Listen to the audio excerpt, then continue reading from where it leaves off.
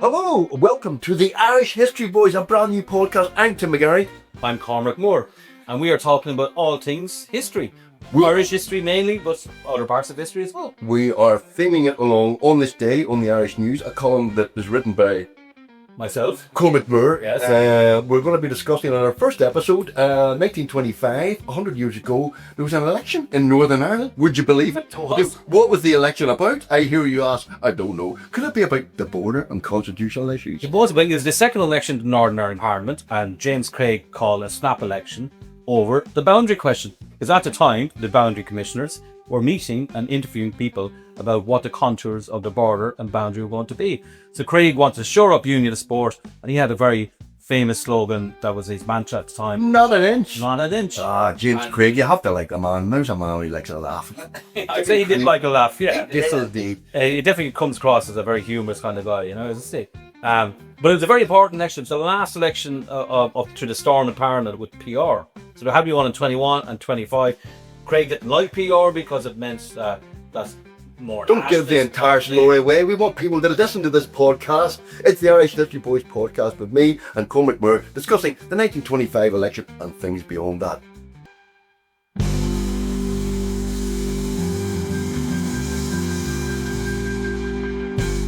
The electors of the 6 counties will go to the polling booths next Friday. Only 3 days are to pass before all the thousands of men and women in city, town and country have to leave their homes and offices, their warehouses and farms, and devote a day or part of it to the task of making a few marks on a paper, as Sir James Craig cheerfully remarked. Hello and welcome to the Irish History Boys. I'm Tim McGarry, amateur historian, but a man with an A-level in Irish history from 1982. And I'm joined by my very good colleague, Dr. Cormac Moore. How are you, Dr. Cormac Moore? Very good, Tim. Cormac, that was a beautifully read piece from the Irish News of March 31st, 1925. We're going to look at what happened this week, 100 years ago, 50 years ago, and some other bits and pieces on the Irish History Boys. Tell us a little bit about what was going on here. James, by the way, James Craig and the words cheerfully, they don't seem to sit in the same sentence very comfortably, do they? I don't think I've ever seen them in the same sentence together. But this is the Irish News. They're taking the hand out of the Ulster Unionist Party. They're kind of condemning the Ulster Unionist Party, who have called an election in March 1925. Tell me what's happening in March 1925, 100 years ago this week. So James Craig has called a snap election. He could have waited for another year. The previous election to the Northern Ireland Parliament, which happened to be the first one, was in May 1921. And he decided to call one to rally Ulster Unionists over the boundary. The boundary? You mean we were discussing the border 100 years ago? We were indeed. And it was actually, there was a boundary commission in situ. They had actually started visiting different towns and places around the north, around border areas from the beginning of March. And they had to stop. They had to stop for a couple of weeks while this general election was going on. But Craig specifically called the election because he wanted a kind of a rallying, as I said, of Ulster Unionists to show that the border will not shift. We will not give an inch of the border up. Okay, well, let's roll back slightly because the Boundary Commission, I know a little bit about it because we've done a TV documentary about it, but a lot of people, even before I did the TV documentary, I knew diddly squat about the Boundary Commission. Everybody's kind of knows this period of history, knows 1916, knows the War of Independence, knows the treaty, knows the Civil War, and Northern Ireland's formed in 1921, and when we kind of go, well, that was it, 1921, it was all sorted, and we are where we are now because of 1921. But this Boundary Commission is kind of a hangover from the War of Independence. It's hanging over the Unionist government. Northern Ireland's borders aren't finally decided until 1925. Yeah, so you could argue that whole decade of centenaries really should stop at the end of 1925, because that's when the Boundary Commission report was shelved and the border remains as it was. But you're right. But a lot of unionists at the time thought they had their parliament, had 6 counties in summer of 21. That's it. We've reached our final solution as they described it. But then the British government decided to talk to Sinn Féin. So there was a ceasefire between the IRA and the British Army in July 2021. And actually, the King, who when he opened the Parliament in Northern Ireland Parliament, Belfast, in June 22nd, to massive fanfare within the unionist community, he called for peace, and that was seen as a precursor to the truce that happened a few weeks later on July 11th. But so then we had all of the treaty negotiations between Sinn Féin on the one side and the British government on the other. And Sinn Féin wanted United Ireland. They never recognised partition. In fact, during the first Northern Ireland election in May 1921, Sinn Féin and Joseph Devlin's United Irish League, they both had a pact, a very loose pact. Didn't work out quite well, but they both agreed that they would not recognise Northern institutions. They would not sit in Northern Ireland Parliament. But so when they started talking to the British in the summer of 2021, Sinn Féin, they negotiated on the basis they wanted United Ireland. So the British government actually tried to convince James Craig to subsume the Northern Parliament, keep the Northern Parliament, but to be answerable to a Dublin Parliament instead of Westminster. And Craig said, not a chance. We want not to do Dublin. So the British are spinning two things at once. First of all, the background to why Northern Ireland's created is that Ulster's resistance to Home Rule. Irish nationalists generally all across the island wanted Home Rule, a modicum of independence, their own parliament in Dublin. They wanted it for the whole of Ireland. Ireland was obviously one unit. Ulster in particular resisted Home Rule through Edward Carson, James Craig. They formed the UVF. We were literally on the brink of civil war in 1914 over this until World War I broke out. So World War I breaks out. But Henry Asquith, the British Prime Minister, said it was like cutting off one's head to get rid of a headache. So they had a headache of the Civil War. Then they cut off their head by getting involved in a much bigger war, a war in Europe. Right. Okay. Well, to be fair, I don't think the British government wanted a world war at that time, did they? But the Irish problem was put to one side during World War I. But the whole issue was, prior to World War I, Ulster is not going to be part of a Home Rule Parliament. There's going to be some deal done where Northern Ireland separates from the rest of Ireland. Is that correct? Well, yeah, that became the issue, particularly the British and the Unionist side. That the Ulster Unionist side is let's just forget about all of Ireland being in part of the United Kingdom. We've lost Ireland per se, and Carson, obviously, Edward Carson was hardly ever in Ulster, became a leader of Ulster Unionism. He was from Dublin originally, but he was the leader of Ulster Unionism, and the whole idea of partition was a tactic initially, but by about 1913 it becomes actually this is policy, this is the end result here, right? And then it goes around which part of Ulster is going to be partitioned. So that became the big debate. Was it so? There was 4 counties that had Protestant majorities. Antrim, Armagh, Down, and Derry. The big crux was Tyrone and Fermanagh, and this will come up over the next 10 years, basically, right up to the end of the Boundary Commission report. And Ulster Unions wanted 6 counties excluded from a Dublin Parliament, whereas Nationalists initially don't want to have any partition, but they kind of agreed to temporary partition after a while. But they still go, why are we giving up Tyrone and Fermanagh when they have got the majority of Catholics? And in fact, the Catholic majority in Tyrone and Fermanagh was bigger than the Protestant majority in Armagh. But Armagh was never in the equation, even though it had a very small Protestant majority. One of the things that used to rile nationalists up a great deal is Unionists calling the 6 counties of Northern Ireland Ulster, when of course Ulster is 9 counties. And during the Home Rule crisis, there was the UVF, where actually existed in Monaghan, Cavan, and Donegal. Yeah. So at what point did 9 counties become 6 counties? Then a possibility of 4 counties. What point did that come in? Well, it's the Government of Ireland Bill, which became the Government of Ireland Act, which actually partitioned Ireland, was the committee by David Lloyd George. David Lloyd George's government was set up. Walter Long was the chairman of the committee. They actually decided offering Unionists 9 counties, all of Ulster, for the Northern Ireland Parliament. But Ulster Unions said, no, we don't want that, because the Protestant majority was too small. It was only about 55% versus 45% Catholics. It wasn't a stable, secure majority. And they actually sacrificed the Protestants, the Unionists of Monaghan, Cavan and Down. And they weren't best pleased about it, were they? The Unionists as you. Well, loads of people left the Ulster Unions Council or the Ulster Women's Unions Council as well. They were disgusted. And particularly, you have to remember, a lot of people who died in the Battle of Somme or fought in the Battle of Somme, Ulster Unionists were actually from those 3 counties, so they were very committed to the Solemn League and Covenant, which they thought was a sacred bond, but not so sacred for the unions of 6 counties. Like Thomas Moles, he was the editor of the Belfast Telegraph. He was an Ulster Unions MP. He said, if a ship is sinking, we need, and we have only lifeboats for 2/3 of the company. Are we all to die just to save all of the counties? We need to save the 2/3 basically. That's what he was saying. And this is very emotive language because he said this in 1920.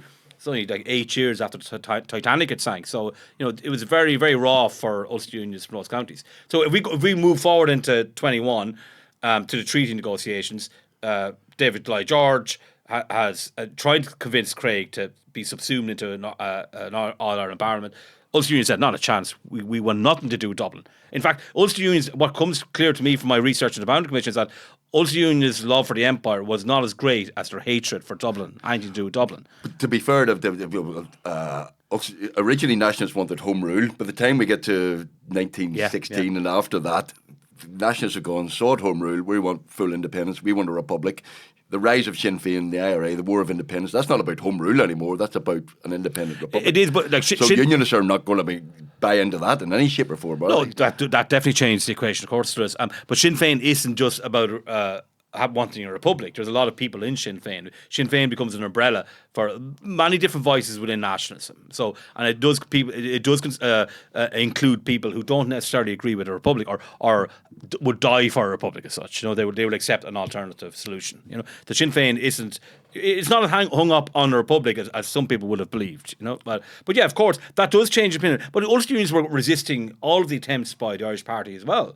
They didn't give an inch on any of those compromises that the Irish Party were willing to make. And Joe Devlin, one of the leaders of the Irish Party, acknowledged that. We've conceded so much, but what have we got in return?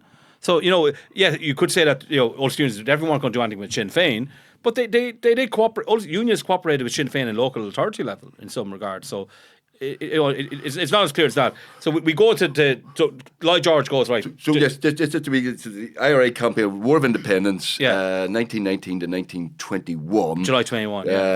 Ends in a truce in July. Yeah. Negotiations October to December 21. So we're talking talking now official negotiations. Yeah. So official negotiations. So those negotiations between the British government and Sinn Féin, stroke IRA. There's a phrase to conjure with Sinn Féin IRA. There's so we're talking Michael Collins, Arthur Griffith negotiating directly with the British government. Yeah. Unionists aren't part of that negotiations. Sure, they're not. They're not. No, they're excluded from that. So James Craig already has his parliament, has a 6-county parliament.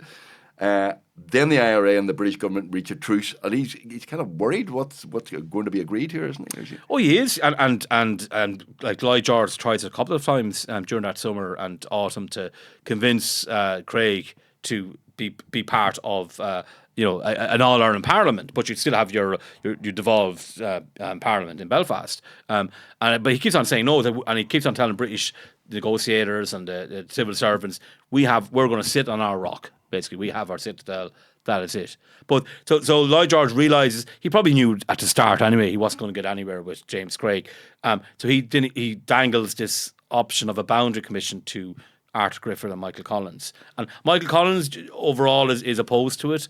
But Arthur Griffith sees benefit in it. He sees that we could get back. So a boundary commission is an idea that basically was very prevalent at the time. There was in post First World War Europe. There was many boundary commissions that established territories between two kind of entities that there was a lot of division and there was unclear of as to which country or which nationality they wanted to be part of. So post-World War, you're talking Poland and Czechoslovakia, Poland, all Germany, sorts of places Poland, are Germany, created, yeah. and there are plebiscites and border disputes and minorities some all had over Europe. Some had plebiscites. So we're not, we like to see ourselves as Ireland as ourselves alone, and the rest of the world is dead. But these things are happening all over Europe at the same time. Exactly. So there's 5 key ones that are actually very relevant to the Irish one. That the Irish later looked into before the one in Ireland that was set up. So the idea was that there would be you appoint a boundary commission. They would look at the different territory, and then they would decide on what the new border was going to be. Nationalists thought, okay, we've got a majority in Tyrone, we've got a majority in Fermanagh. Newry City is 75% Catholic. Derry City is about 55% Catholic. We're going to get those back, basically. So, and the rest of Northern Ireland would be so unviable. It'd be small, little kind of hardly 4 counties. It won't survive. So Griffith goes, Joe, this is not a bad idea. We will get United Ireland through this. And during the negotiations, then this becomes in play, and it's eventually agreed on that a boundary commission would determine the border between Ireland and Northern Ireland in accordance with the wishes of inhabitants, that as long as it is compatible with geographic and economic wording needs. turns out to be very. I used to be a lawyer a long time ago. The wording is very, very important very here important. because some people say Lloyd George, the Welsh wizard, Welsh wizard, who is speaking out of three sides of his mouth at the same time. Yeah. He certainly sold this to Unionists as one thing, and Nationalists as a completely different thing. So Nationalists thought, we're getting a boundary commission that's going to decide the boundary of Northern Ireland on the basis of the wishes of the inhabitants. In other words, we're likely to get Fermanagh and Tyrone and bits of... And they only agreed to the geographic and economic conditions because Lloyd George said himself, look, what about geographic islands like the Glens of Antrim or West Belfast? You can't seriously believe they should be included in the Irish Free State. They're miles away from the border, so it has to be within reason. That's why the Nationalists said they actually agreed to this geographic and economic conditions. So it was wishes of the inhabitants and geographic and economic conditions compatible with economic, which is kind of a hell of a get-out clause, isn't it? Oh, it is, absolutely. And also, another big mistake that Sinn Féin made was that they agreed to the British appointing the chairperson. Now, the other 5 boundary commissions that were happening around that time in Europe, between Germany and Poland, and Germany and Denmark and Yugoslavia and Hungary, they were actually had independent chair people. But in the Irish case, it was going to be a British appointed chairman. The Northern Ireland were meant to appoint their commissioner, and the Free State were meant to appoint their commissioner. So, by agreeing to the British appointing the chairman, it was a very poor idea. Right. A concession by Sinn Féin, and it came back to bite them then in a couple of years later. The year we're talking, obviously, during the 25. Before we get to 25, so this treaty is signed in December 1921. Michael Collins, Arthur Griffith with the British government. There's a gap then before the boundary commission is set for various reasons, including the fact that a civil war breaks out in the south of Ireland. But the civil war is not about the 6 counties. It's not about a border. It's not about the division of Ireland. That's nothing to do with it whatsoever. It's about an oath of allegiance to the king, which is part of the treaty as well, which Republicans split over very violently. So the border's not the issue. This issue of the border is put to one side until 1925. Well, it's definitely not put to one side now until 25, but it's not the cause of the Civil War. Yeah, it's pretty much to do with the oaths and sovereignty, and that was a big issue because a lot of these people were related to 1916 martyrs as they were seen, and they believe this was abandonment of the principles of the Sixth Easter Rising and why they fought the War of Independence, to still have the king as head of the country, and so it wasn't a simple thing, and De Valera's option of his option that we would be associated with Commonwealth or the king was quite different, So it was a. Are you a De Valera apologist? Are you, Cormac? I think it's more complicated than some people would think. No. I think De Valera and the boys were purists, and they kind of if you look at his association with the Commonwealth, his idea, that actually was adopted by the British government 10 years later, less than 10 years later. So it wasn't that radical, and it actually made sense. And the other dominions wanted that same kind of autonomy that De Valera is looking for in 21. Yeah, so but Michael Collins was right. It was the freedom to achieve freedom. Ultimately, he was in terms of sovereignty. But not when it came to end of partition. Okay, well, there's a separate episode on that. I think there's a separate episode on the treaty debate that we need to have some stages. But we're still talking 100 years ago this week, 1925. There's a gap. The Civil War happens down south. The Civil War happens down south. That stops him from even looking at the Boundary Commission while that's going on. And it's funny, even the optics would, even if they wanted to look at it, the optics of trying to entice people from the north to come to the south when you can't control your own territory would have been terrible, So they didn't push the issue of the Boundary Commission. They were preparing for it, though. They started preparing for it from around October 22, and they set up a Northeastern Boundary Bureau. They started, doing a lot of research into the economic factors, geographic factors, what other boundary commissions were doing, and obviously the whole demographics within each territory, within each village, townland in Ulster. So they were doing their work, and this was backed by the Irish Free State government, which became W.T. Cosgrave's government after the deaths of Collins and Griffith. Well, that's an important point, because the Civil War starts in June 22, late June 22, May 23. Yeah. By which time Michael Collins is assassinated in August 22. Arthur Griffith dies the week before, around about 10 days beforehand. the same time. Yeah. So the guys who had originally signed the treaty aren't there. Which is crucial as well during the years after, because the British are interpreting the treaty very differently to how Collins and Griffith would have, but they're not there anymore. Yeah. So, we don't get their voices when they would have been very clear, we did not agree to this, the way you interpret the Boundary Commission. So, but it's important also to mention that, so the Free State doesn't push the Boundary Commission with the British government until the summer of 23. But then there's a lot of turmoil in Britain as well. So that causes further delays. Political turmoil. There's like 4 different prime ministers. First Labour government ever, is that? First Labour government, minority government as well. Right. So you had David Lloyd George was ousted in October 22. He's replaced as prime minister by Andrew Bonar Law, a rabid unionist. He was a there are no lengths to which Ulster will go which will allow him not to support them. Exactly. That very man. So his dad was from he was born in Canada himself, but his dad was from Coleraine. Yeah, and he was a rabid unionist. He's a diehard unionist, and very committed to the Ulster Unionist cause. But he was quite ill. He actually had to step down as Tory leader, for a period while the treaty negotiations were happening. Comes back in, becomes prime minister, but he eventually gets terminally ill with throat cancer, so he has to resign in the summer of 23. And an unknown guy called Stanley Baldwin becomes prime minister. Bonar Law made him Chancellor of the Exchequer. He was a backbencher pretty much before then, and then he becomes prime minister in the summer of 23. But then he calls an election over protectionism and tariffs. That buzzword happens in tariffs. Tariffs. And he wanted protectionism, which a lot of people are going, this is crazy. But there you go. But he actually loses that election. He had a very solid majority. He loses that election, even though Conservatives are the biggest party after the election. He felt that the Labour Party should have a chance to form a government, and they actually form a minority government in the early 24, which lasts for the bulk of that year. And this is the first time in government, and they're being propped up by the Liberals, basically, Herbert Asquith's party, and they're being propped up. So it's the first time in government. They don't want to rock the boat too much, They don't want to they don't want anything to do with Ireland, because Ireland has caused nothing but political turmoil for 40 years of British politics. So they want to escape from it, but they have to deal with it because the Boundary Commission is still part of the treaty, and it still has to meet. So they've eventually appointed chairman Richard Feetham.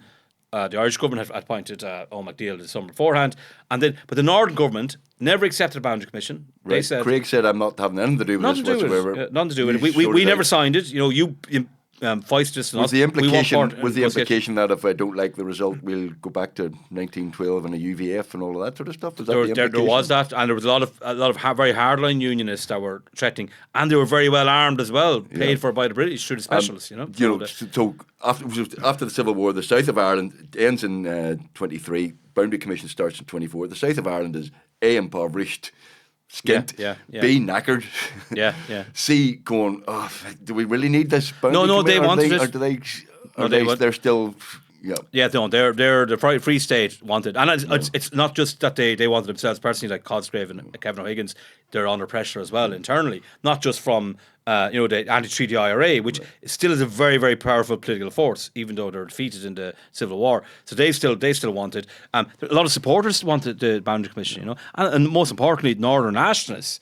This is what they're crying out, and they've entrusted the Irish government, Free State government, to look after their interests through the Boundary Commission. So it's a very much a hot issue, a hot political issue in all of Ireland. And that's why when Craig calls this election, the Boundary Commission is sitting, he still wants to, put out this, even though he allows unionists to meet with the Boundary Commission, to local authorities that are unionist controlled or just citizens to actually meet with them, because he doesn't want to be left to a case of they completely ignore it, and then the only people that Feetham and MacDiall and Fisher here are nationalists, so it might swing the result towards nationalism. So he behind the scenes, Ulster Unionists are basically putting the Ulster Unionist case forward. But publicly he calls an election, said, we've nothing to do with the Boundary Commission. We want this election over. So this is the election, the boundary. 1925. So, by the way, ladies and gentlemen, you're listening to the Irish History Boys with me, Tim McGarry, and Dr. Cormac Moore. We're discussing the Boundary Commission. Somebody should write a book about this, Cormac. Do you know anybody who's written a book about the Boundary Commission of 1925? No idea. No idea. Dr. Cormac Moore has written a book called The Root of All Evil. Do you give him free copies to all listeners? No, we'll not get to that point yet. I haven't got mine yet. It's going to be out in May. It's going to be out next month. Oh, it's coming out right. I will definitely get a copy off you. I won't pay for it, but you might pay for it. No, and we will be discussing this because this is we're discussing what happened 100 years ago this week. This Boundary Commission goes on all year. It's nuanced. There are twists and turns and all sorts of bits and pieces. But we're talking specifically about this article in the Irish News, March 31st, 1925. Craig calls a general election in Northern Ireland. The first election in Northern Ireland is 1921. It's a first past post election. No, it's PR. PR, sorry, I got that wrong. It's an election, but the Unionists, there are 56 seats. 52 seats. Unionists win 40 of them. So in the 21, So in 1921, they had 40 candidates and all 41 seats. So it was an unbelievable victory and whereas Nationalists, whether it was Sinn Féin or the United Irish League, they only won 12. They won 6 each in 21. So it was actually a great victory for Ulster Unions. So in 1925, Craig calls another election. A snap one. A snap one, and he basically is using the sort of the Boundary Commission and the border as the hook to kind of get the boys out and rally the troops and say we need to defend Ulster. Which I'm quite familiar with as a man who's lived through the Northern Ireland Troubles, that there are a lot of elections were fought along one particular issue. Well, the Irish News actually explains that it calls the Ulster Unionist Party a policy-less party. A policy-less. So on bread and butter issues, the Ulster Unionist Party doesn't want to know you. Doesn't want to know your concerns. It wants to scare you about. The Nationalists, about the siege mentality. So that was what the Irish News take was at this juncture, because it said there was no need for this election to be called, and Craig only called it because to drum up fear within the Ulster Unionist community to get the vote out about the boundary. But it actually did backfire. It was not a good election for Craig. The Irish News said that the problem was in the jargon of the day that a lot of people were fed up with the boundary. Fed up discussing the boundary on the border. If only that were the case today. Well, the Irish News were fed up because the Irish News is kind of controlled by the Joseph Devlin, and he was from West Belfast, and he knew that no matter how generous the Boundary Commission was, like Belfast, Northern Ireland was still going to exist, and plus Belfast didn't have a chance of being. So Nationalists who were in East Ulster basically. They were very lukewarm on the Boundary Commission, so there's a very big difference between Nationalists on, say, from Tyrone, from Anna, and South Down and so on, and Derry, than there was. Just to be clear, where he's calling an election 25, do Nationalists or Unionists regard the Boundary Commission as an existential threat? Do people go, Northern Ireland might not exist? Why would I bother voting in an election? Sure, the Boundary Commission is going to vote us out of or vote us to go with the Free State. Northern Ireland won't even exist in a few years. Is that what people thought at the time? Or? Probably not by 25, but 22. Like the title of my books, forthcoming book on the Boundary Commission is "The Root of All Evil," and that was actually a quote from James Craig himself to Churchill in May 22. That the Boundary Commission. The Boundary Commission was the root of all evil. So there was this huge paranoia, huge fear within Ulster Unionism when the Boundary Commission became part of the treaty, that they were going to a huge part of Northern Ireland, particularly Tyrone, Fermanagh. And Newry almost became the crux of this, because Newry had 75% Catholics, and it was on the border, but it was considered a very important town for Unionists. But by 25, there'd been so much messing around with the creation of the Boundary Commission. The people who were appointed to the Boundary Commission were Richard Feetham, the judge, who was the chairperson, and then Joseph R. Fisher, Ulster Unionists. I think the Ulster Unionists are a bit more comfortable, and plus Joseph Fisher, the Northern Ireland representative, who actually was appointed by the British government because the Northern Ireland government refused to appoint a commissioner. He was feeding Florence Reid, wife of David Reid, an Ulster Unionist MP, what was happening in the Boundary Commission between himself, MacNeil and Feetham. So she knew everything that was going on in the Boundary Commission, and then she was filtering this through to Ulster Unionist ranks. So by the summer of 25 and even spring of 25, they're okay. Like, the Ulster Unionists think it's going to go okay, because so they're not. They have it sewn up basically, within British government and and even with the boundary commissioners as such, and obviously within Ulster unionism. So they're not as, but it's still a good tactic to fight an election, or so Craig But thinks. it didn't work out for him that time. He actually lost quite a few seats in this election. Yeah, he lost. To people like Labour and people. So were there people in Northern Ireland going, well, okay, boundary's going to be it's going to be an issue, but what about economics? What about jobs? What about money? What about unbought tenants? There was an unbought tenant candidate. Unbought tenant. Yeah, so the land issue was still a big issue at this time, and the Irish Free State introduced a Land Act in 23, which people were satisfied, more so than previous Land Acts. So there had been a raft of Land Acts throughout the island of Ireland from the early 1900s, and it did give a lot of ownership of land to different farmers and tenants and so on. But the Free State basically had a Land Act in 23 that did a lot of good work in terms of any people who didn't have land ownership of land were given access to land. It could have been a tiny plot, but it became owners of land. And then there was a subsequent Land Acts in the up to the early 30s that basically changed the whole ownership structure of land in the Free State. But they were a bit slower in the north to give unbought tenants land. And that was a big hot political issue at the time. So and actually the Northeastern Boundary Bureau, which was putting forward the Free State case for the Boundary Commission, it actually was producing pamphlets in border areas. Look at the Land Act in the Free States better than the one in the north. So one guy called George Anderson, he was a kind of a parachute candidate for the unbought tenants. He wins a seat in 25 in Antrim. You had three Labour MPs won seats, and you had 4 independent unions win seats. And the Ulster Unionist Party went from 40 seats to 32. Right. It's a big loss. And we always think of the Ulster Unionist Party as sort of a monolith, but there's unionism is a monolith, but it's not. Yeah. I mean, there are always independent thought and independent movements, and this was one of those times where the monolith of Ulster Unionism went, how, crikey, we've lost quite a few seats here. So what do we do? And Craig had already got rid of PR, proportional representation, for the local elections. The first locals where PR was removed was 24, and he wanted to get rid of it for the elections to Northern Ireland Parliament. Right. So he does so after this election. And then you see a lot Labour. So you get rid of PR in local elections. After this election, he gets rid of PR, and for parliamentary elections. Now this is regarded by nationalists as just a really good way to gerrymander effectively, so that. From the unionist perspective, it goes right. You're either voting for a unionist or a nationalist, so everybody rallies behind one unionist candidate. But for local elections, it's like nationalists are negatively affected by the reduction of PR.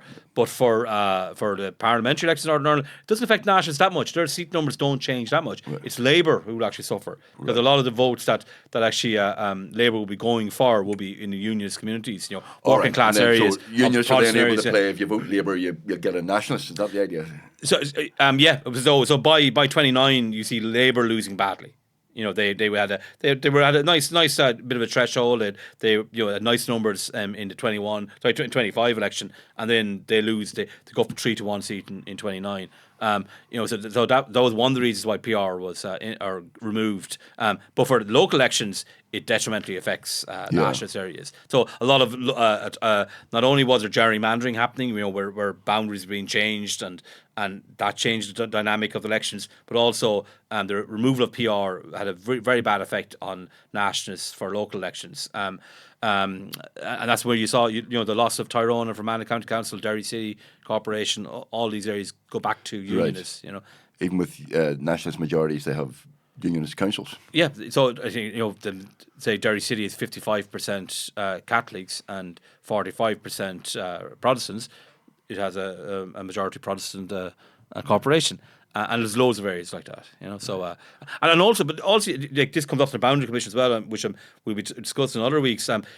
When unions are being interviewed for the Boundary Commission, they're saying, well our votes in some ways, or our voice should have more a say than nationalists, because we pay more rates or we have the better land. Yeah. So, and we're permanent residents, and they were claiming a lot of the Catholics were coming in from over the border from Donegal and so on, and they're doing temporary farm work for a few months, but weren't permanent residents. So we should have a bigger state. We pay out most of the rates, and that was a big issue. It might seem horrendous attitude to have now, that someone who is richer should have a more of a say in a democracy, but that was resident, not just in the north, but in other places around the UK and so on. And that was a big issue in the Boundary Commission as well. Well, what I love about Irish history is my father was actually born in October 1923. Literally, but my grandparents, who I just about barely knew, were born in a United Ireland. Were born in the Northern Ireland state. United Ireland was born part of the UK.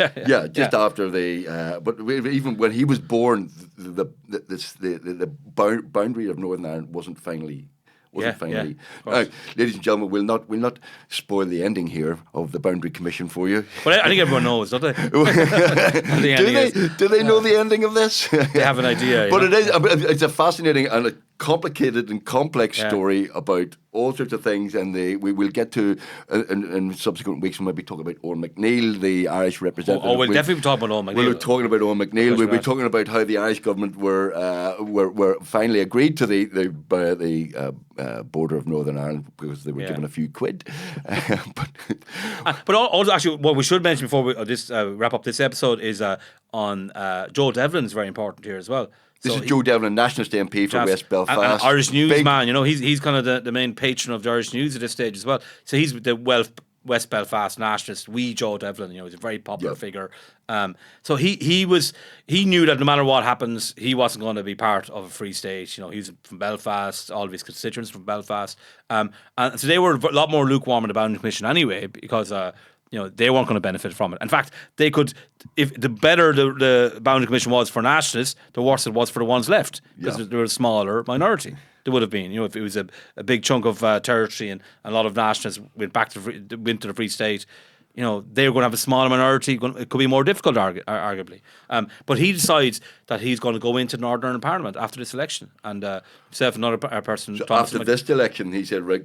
Because nationalists, they boycotted it for decades, didn't they? Subsequently, they went out of it. Yeah, they went out of it, and they didn't quite know how to deal with the fact that they were in a. But that was always since Northern Ireland came into being, nationalists were in the bind. Like, do we ignore this? Because many people thought partition was what's going to last. Even unionists didn't. Like James Craig, when he met Michael Collins in January 22, said, "Look, my partition might last for 10 years, 20 years." 50 years, 100 years. I don't know, But one is for sure, I'm not going to go into an All-Ireland Parliament. That's what he said, but someone else might. But so unions weren't sure the partition was going to work. And nationalists definitely didn't think it was going to work. They thought this is a temporary thing. So the issue is, do we recognise it? If we recognise it, are we giving it legitimacy?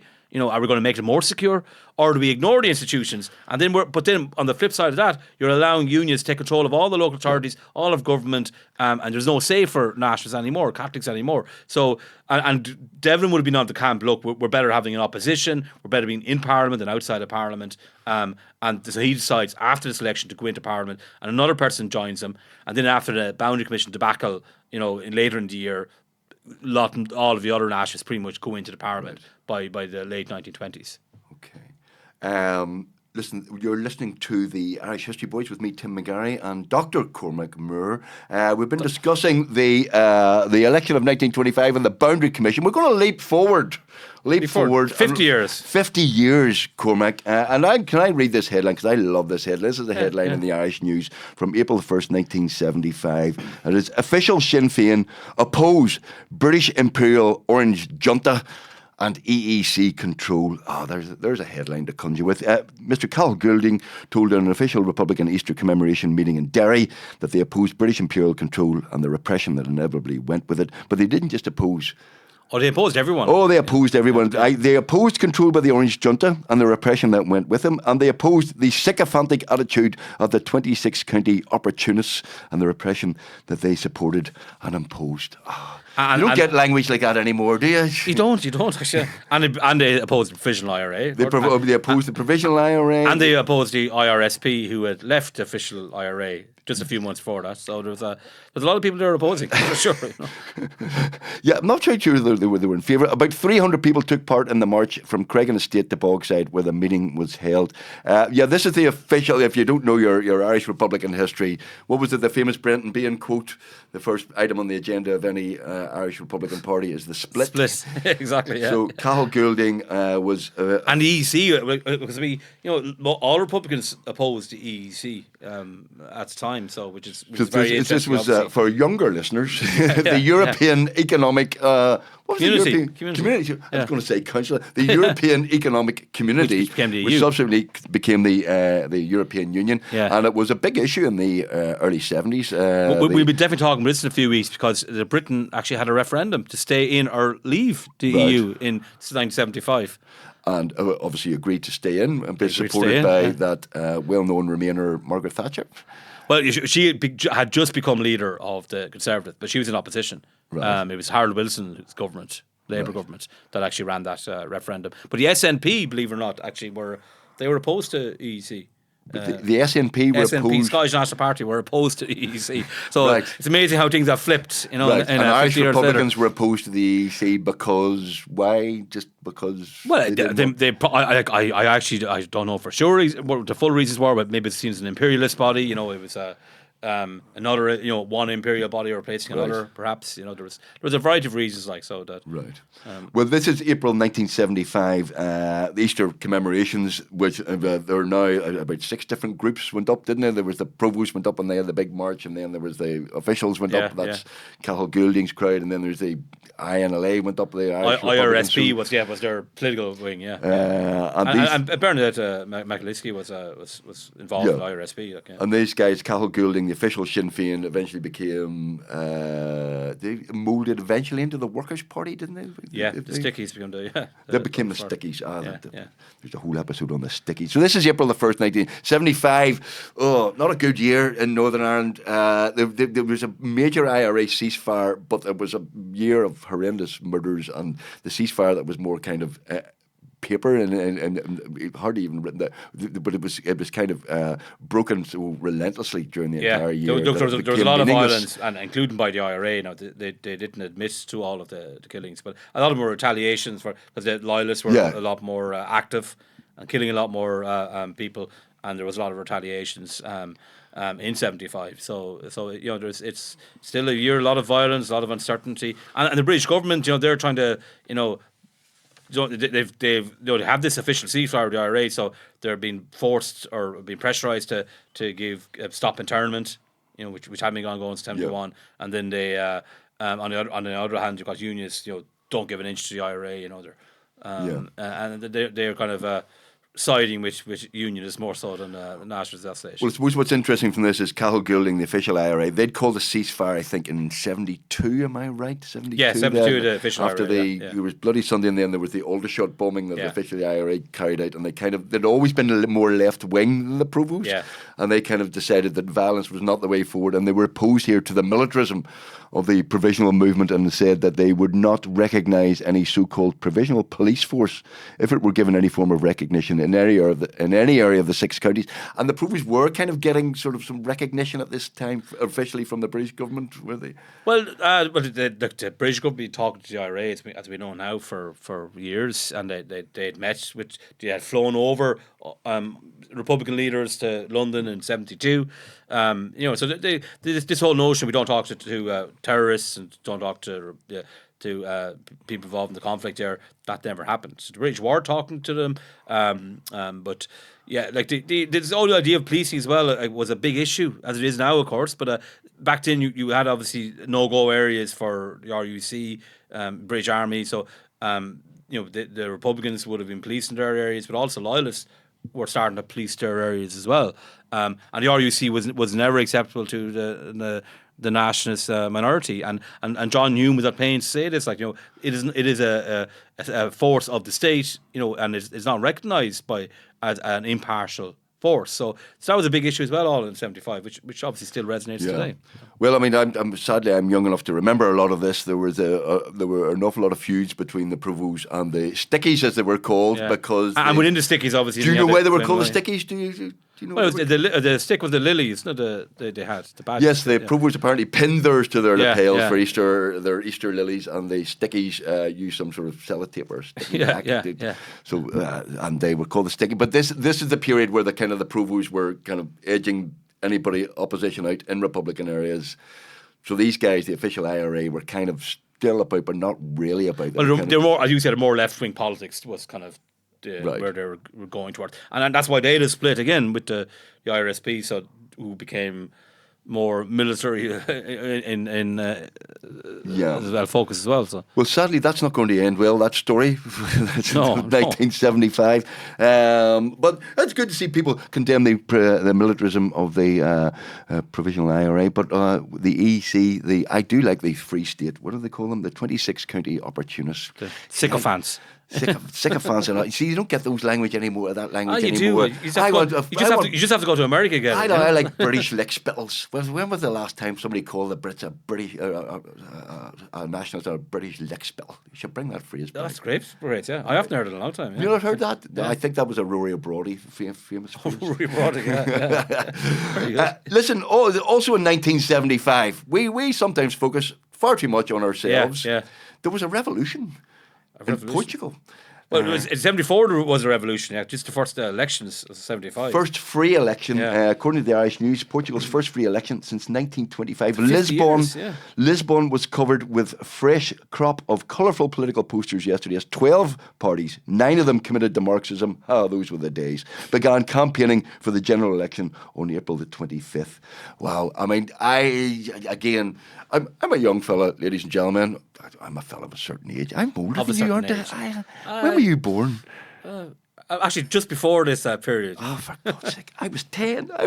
When they did. Yeah, so I was in 75. I was -1. So all right, okay. Well, I was born in 1964, so you can. Okay. There was the Portuguese Revolution in 1964. Who was there? Who was 74. the Yeah, 74. Yeah. Salazar was that the name? Salazar was the main kind of. But he I think was in a vegetative status for a number of years. Right. They kind of propped him That's up. right. Yeah. But we do talk about Spain a lot, and Yes. Its rule under Franco at this period. So it's all kind of roughly the same kind of period. But Salazar had a Franco was still in power until when he 75. died. He died in 75. In 75. Yeah. But this revolution, if I remember correctly, was fairly peaceful, wasn't it? It was a kind of peaceful handover of power from a junta to democracy. The army, it looks like, played a pretty progressive role and actually a positive role in many respects. It actually facilitated the transition to democracy.